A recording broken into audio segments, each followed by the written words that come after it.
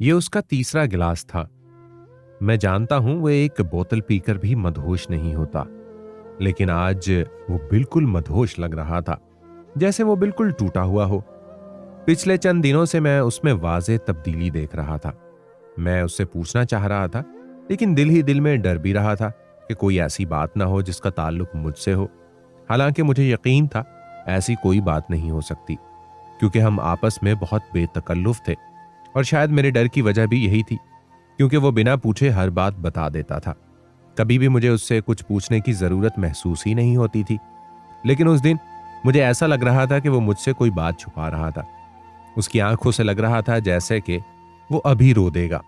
वो जिंदगी से भरपूर इंसान, जिसे मैंने हमेशा मजाक करते और हंसते देखा था, आज कुछ ऐसा लग रहा था कि जैसे कोई तूफान में अपने बर्बाद होने वाले घर के मलबे पर बैठा है। वो कुछ दिन पहले ही ऑस्ट्रेलिया से वापस आया था। वहां वो मेलबोर्न यूनिवर्सिटी से एमबीए करने के बाद एक बैंक में मुलाजिम था। वो एक अच्छी जिंदगी गुजार रहा था। वहां किसी लड़की के साथ लिव इन रिलेशन में था। दोनों की अच्छी गुजर रही थी। फिर अचानक वो सब छोड़कर पाकिस्तान आ गया। वो किसी को ढूंढ रहा था, अपनी किसी गर्लफ्रेंड को। उसकी बहुत सी पुरानी फ्रेंड्स थीं, मुझे तो बस उनमें से एक ही अच्छी तरह याद थी, मासूमा। वो उसके पीछे पागल हुई जाती थी, लेकिन ये उसे बाकी लड़कियों से कम ही अहमियत देता था। मुझे ज्यादा तो नहीं मालूम, हाँ, लेकिन ये जरूर याद है उस लड़की से बहुत मुश्किल से जान छुड़वा कर ऑस्ट्रेलिया गया था। तो अब क्या चीज थी जो उसे उसकी तलाश करने पर मजबूर कर रही थी? रात का वक्त था, हवा में खुनकी थी। हम आग के अलाव के पास बैठे रोज की तरह सारा दिन सड़कों पर फिरने के बाद वापस अपने ठिकाने पर आ गए थे।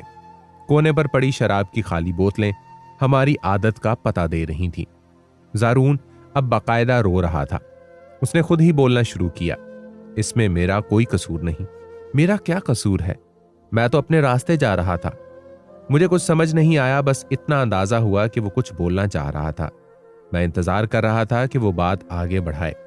परसों जब मैं शाम में घबराया हुआ वापस आया, हाँ हाँ, मुझे याद है, तुम्हें बुखार हो गया था और सारी रात नींद में तुम कुछ बड़बड़ा रहे थे। किसी बच्चे के बारे में भी कुछ बोल रहे थे। मैंने बात आगे बढ़ाई। शाम के वक्त में मासूमा को देखने उसके पुराने घर गया था। काफी तेज बाइक चला रहा था। सड़क किनारे एक बच्चा साइकिलिंग कर रहा था, तो मैंने शरारतन हॉर्न दे दिया। बच्चा अचानक घबराकर रोड के बीच में आ गया। मैंने ब्रेक लगाई, लेकिन मुझे देर हो चुकी थी और मेरी बाइक सीधा उस बच्चे से टकराई और वो वहीं गिर गया। मैं उसे देखने के लिए वहां रुका, मगर दूर से कोई आदमी दौड़ा आ रहा था। मैं घबरा गया और बाइक भगा लाया। वो बच्चा खून में लिथड़ा पड़ा था। उसका बचना बहुत मुश्किल लग रहा था। जरून बच्चों की तरह बिलक बिलक कर रो रहा था। वो मजबूत आसाब का मालिक इंसान था। उसे मैंने कभी रोते हुए नहीं देखा। मैं उसे वहीं छोड़कर चला आया। उसे मुड़कर भी नहीं देखा। मैं घबरा गया था। तुम्हें किसी ने देखा तो नहीं? मेरे पूछने पर उसने बताया, नहीं, मैंने हेलमेट पहना हुआ था। बाइक भी नंबर प्लेट के बगैर थी। मैंने हिम्मत करके उससे वो सवाल करने का फैसला कर लिया जो कई दिनों से मेरे दिमाग में अटका हुआ था। जरून यार, तू अच्छा भला ऑस्ट्रेलिया में सेटल था, तू वापस क्यों आ गया? मैं सोच रहा था वो मेरी बात को टाल देगा। हर किसी को एक हमदर्द और मुखलिस दोस्त की जरूरत होती है। हम लोगों से उनकी परेशानी की वजह पूछते हुए तो कतराते हैं, लेकिन खुशी की वजह पूछते हुए नहीं। हम ये सोचते हैं शायद ये उनका कोई निजी मामला हो। दरअसल जिसका मामला होता है वो मुंतजिर होता है कि कोई उससे कुछ पूछे तो मैं अपने दिल की बात रखूं, लेकिन हम पहल करने से कतराते हैं। मेरा पूछना था कि जारून की आंखें जो पहले ही रो रो कर लाल पड़ी थीं, उनमें फिर से आंसू आ गए। तुम्हें याद है, मेरी एक दोस्त होती थी मासूमा। उसने बात का आगाज किया और मैं चुप करके सुनता रहा। मुझे उससे मोहब्बत हो गई है, या शायद इश्क, लेकिन तुम्हें तो उससे छोड़े 12 साल हो चुके हैं। मैंने हैरानगी का इजहार किया। हाँ, मुझे याद है, मेरी जिंदगी अच्छी भली चल रही थी। मेरा कोई इरादा भी नहीं था वापस आने का। एमबीए करने के बाद ऑस्ट्रेलिया में अच्छी मुलाजमत मिल गई और एक इंडियन लड़की के साथ रह रहा था। पिछले बरसों के दौरान हम में अच्छी अंडरस्टैंडिंग भी हो गई थी, लेकिन 3 माह से कोई पल ऐसा नहीं गुजरा जब वो मेरे दिलो दिमाग से निकली हो। मैं तो उसे भूल ही चुका था। मेरे पास उससे राब्ते के जो भी जराए थे सब डिलीट कर दिए थे। अब मुझे उसके साथ गुजारा एक एक पल याद आ रहा है। मैं उससे मिलना चाहता हूं, बात करना चाहता हूं, मुझे मासूमा चाहिए। वो जैसे दीवाना हुआ जा रहा था। उसकी हालत देखकर मैं परेशान हो गया। मुझे कुछ समझ नहीं आ रहा था। तुम्हें पता है अली, वो मेरे बारे में कुछ भी नहीं जानती थी। उसके बावजूद मुझे पागलों की तरह चाहती थी। मुझे याद है वो मेरे कांधे पर सर रखकर कई घंटों बातें करती रहती थी और मैं उसकी बातें सुनते सुनते अक्सर सो जाया करता था। सब कुछ ठीक चल रहा था। हम मिलते थे, बातें करते थे और मोहब्बत भरी रातें गुजार देते थे। इसकी नम आंखों में एक अजीब चमक उतर आई थी। मगर एक दिन पता नहीं उसे क्या हुआ, वो निकाह करने की जिद करने लगी। पहले कई माह मैं उसे टालता रहा, लेकिन वो पागल हुई जा रही थी। मुझे वो रात आज भी याद है। उस रात का एक एक लम्हा मैंने उसके साथ गुजारा। वो बिखरे बालों के साथ मेरे सीने पर सर रखे बातें कर रही थी और मैं सिगरेट पीते उसकी बातें सुन रहा था कि वो अचानक रोने लगी। मैं उसकी बातें सुन तो रहा था, लेकिन मेरा सारा ध्यान उसके बदन को महसूस करने में लगा हुआ था। मासूमा ने रोना शुरू किया तो मैं डर सा गया।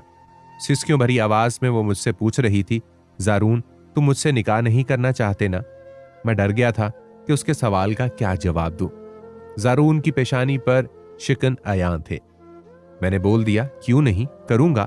वो मेरे सामने बैठ गई, मेरे हाथ अपने हाथों में लेते हुए मुझसे पूछ रही थी, कसम खाकर बोलो, मेरी कसम खाओ। वो कितनी बेवकूफ थी। उसे लगता था मुझे उसकी फिक्र है और मैं उसकी झूठी कसम नहीं खा सकता। मैंने थोड़ा सोचने के अंदाज में आसमान की तरफ देखा और जवाब दिया, पक्का, तुम्हारी कसम, मैं तुमसे ही निकाह करूंगा। ज़ारून ने अपने खाली हाथों की तरफ देखते हुए कहा। फिर कुछ दिन बाद हमने निकाह कर लिया। मेरे लिए निकाह किसी कागज के टुकड़े से ज्यादा नहीं था और ना ही उसके बारे में मेरे ख्यालात तब्दील हुए थे। निकाह के कुछ दिन बाद मेरा मेलबोर्न यूनिवर्सिटी में दाखिला हो गया और मैं यहां से चला गया। पहले पहले हमारी बात होती थी, फिर मैंने उसे नजरअंदाज करना शुरू कर दिया और कुछ ही दिनों में हमारा राब्ता खत्म हो गया। तो अब क्या मसला है? तुम्हें उससे मोहब्बत है या वो निकाह जो तुमने इससे किया था? मैंने पूछा। मुझे नहीं पता, वो मेरे आसाब पर सवार हो गई है। तुम्हें पता है, मैंने सब कुछ गंवा दिया है, अपनी मुलाजमत, अपना घर, अपनी गर्लफ्रेंड, जिसके साथ 4 साल एक छत तले गुजारे थे। ज़ारून किसी छोटे बच्चे की तरह मासूम लग रहा था।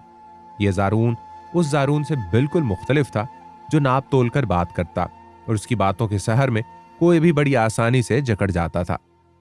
अब का ज़ारून टूटा हुआ ज़ारून था। गुज़िश्ता 2 माह से मैं लगातार फिजियोलॉजिस्ट के पास जा रहा हूं। नींद की गोलियां खाए बगैर मुझे नींद नहीं आती। उसने बड़ी ही बेचारगी के लहजे में कहा, अली, मैं टूट गया हूं। वो बेहद मुस्तरिब था। मेरा दिल डूबा जा रहा था, उसे कहीं कुछ हो ना जाए। मैंने बात बदलने की कोशिश की और उसे कहने लगा, हाँ, वो बच्चा जो उस दिन तुम्हारी बाइक से टकराया था, वो सलामत तो है ना? सुबह हम उसके पास जाएंगे। अस्पताल। अब सो जाओ, रात बहुत हो गई है। नींद ने मेरी आंखों को दस्तक दी और लेटते ही मुझे नींद आ गई। सुबह 10 बजे के करीब मेरी आंख खुली तो ज़ारून वैसे ही चेयर पर बैठा था। मैंने उससे कुछ नहीं पूछा।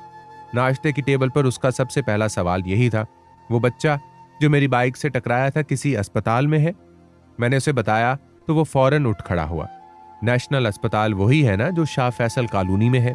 हम वहां पहुंचे तो बच्चे के ढूंढने में ज्यादा देर नहीं लगी। उसके सर और बाजू में काफी चोट आई थी। ज़ारून उसके पास बैठे बातें करने लगा। कुछ ही देर में एक आदमी अंदर दाखिल हुआ। उसके हाथ में दवाइयां थी, लेकिन वो आदमी काफी बूढ़ा था। मैंने सोचा कि उसका बाप तो नहीं हो सकता, उस बच्चे का दादा होगा। उस आदमी ने अस्पताल में बच्चे से मिलने का सबब पूछा तो ज़ारून ने सब तफसील से बता दिया। मगर उस आदमी ने कुछ भी नहीं बोला, ना वहां से भागने की वजह पूछी और ना हमें डांटा। अस्पताल से निकलने के बाद हमने मासूमा की तलाश शुरू कर दी। हमने उन सब जगहों के चक्कर लगा लिए थे जहां मासूमा मिल सकती थी, लेकिन हमें उसका कहीं पता नहीं चला। उसकी तलाश को चंद दिन गुजर चुके थे। साथ ही साथ ज़ारून हर दिन मासूमा की नाकाम तलाश के बाद अक्सर शाम को अस्पताल जाकर उस बच्चे से मिला करता था। जब भी बच्चे से मिलता तो एक अजीब सा सुकून ज़ारून के चेहरे पर आया होता था। एक दिन मैंने मजाकन ज़ारून से कह दिया कि मुझे लगता है कि वो मर चुकी है। वो दिन और वो शाम उसने कर्ब में गुजार दी थी। मैं खुद को कोसने लगा था कि मैंने ऐसे अल्फाज ही क्यों बोले। उस शाम और उस शब मैंने उसे तड़पते देखा। उसकी हालत पर मुझे बहुत तरस आ रहा था, लेकिन हकीकत यही थी कि हम मासूमा की तलाश में पूरी तरह से नाकाम हो चुके थे। हमने अस्पताल जाना अपना रूटीन बना लिया था। वहां वो उस बच्चे के साथ बातें करके अपना वक्त काट लेता था। अस्पताल वालों ने बच्चे को डिस्चार्ज कर दिया था। बेकरार जारून की जिद करने पर वो बुजुर्ग इस बात पर राजी हो गए थे कि हम उन्हें घर तक छोड़ दें। 2 कमरों पर मुश्तमिल एक छोटा सा घर था। मुझे इस बात का शिद्दत से एहसास हुआ कि उस घर में कोई भी औरत नहीं है। मुझे याद आया कि एक बार पूछने पर बुजुर्ग ने बताया था कि यह बच्चा यतीम है।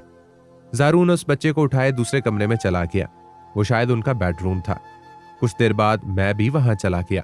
जारून उस बच्चे को गले लगाए रो रहा था। मैं ये देखकर हैरान रह गया और उन दोनों को अकेला छोड़ना मुनासिब समझा।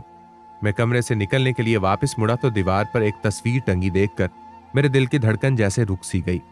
हाँ, वो वही थी जिसकी तलाश में हमने पूरा शहर छान मारा। वो मासूमा थी और ये बच्चा जारून का अपना खून था। मैं कमरे से बाहर चला आया। वो बुजुर्ग जो अभी बाहर ही थे घर में दाखिल हुए तो मुझसे रहा नहीं गया और मैं उनसे पूछने ही वाला था कि जारून कमरे से बाहर आ गया।